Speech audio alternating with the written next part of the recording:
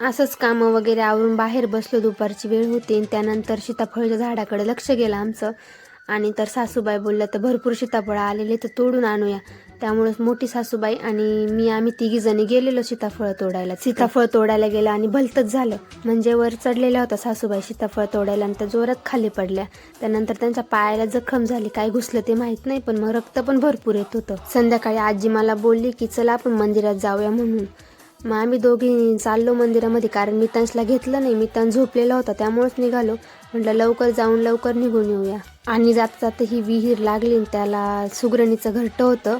म्हटलं घेऊन जावं, पण नको, माझी हिंमतच होत नव्हती त्या विहिरीपाशी जायची, कारण मला विहिरीची जास्त भीती वाटते. आणि आलो मंदिरापाशी तर बाहेरच बसलेलो होतो, कारण दमलेलो होतो, चालून लांब होतो ना थोडं.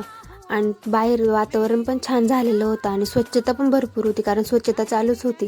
आणि त्यानंतर मग मंदिराला कुलूप लावलेलं होतं आणि त्यामुळे बाहेरूनच दर्शन वगैरे घेतलं आम्ही. दर्शन घेऊन जरा वेळ बाहेर बसलो आजी मी.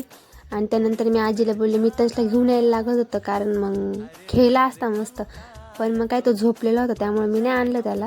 आणि नंतर ही गाई वासराची मूर्ती बघितली, खूप छान होती. आणि असं बाहेरचा निसर्ग पण छान होता. इकडं मंदिरं तर मंदिरच होते, असे एकामागं एक मंदिर होते. आणि ह्या बाबांची स्वच्छता पण चालली, दर्शन पण झालं आणि थोड्या वेळ बसून पण झालं. त्यानंतर मग घरी जायला निघालो. सो असा होता माझा आजचा ब्लॉग. भेटूया पुढच्या ब्लॉगमध्ये, तोपर्यंत बाय बाय.